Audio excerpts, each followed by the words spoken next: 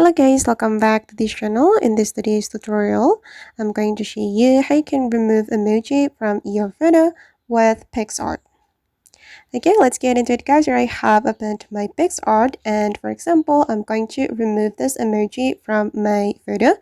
If we want to remove emoji, we can go to the retouch feature. Okay, and here we're going to use the blemish tool to remove the emoji. This tool is actually for removing blemishes from our face, but we can use it to remove emoji. You can click on the tool and then you're going to customize the brush size. And I'm going to make it bigger. And after that, I'm going to draw on the emoji to remove it. Okay. Alright, and now the emoji has been removed from my photo, and you can click on the check mark, and once you're ready to save your photo, you can click on this icon and the photo will be saved to your device.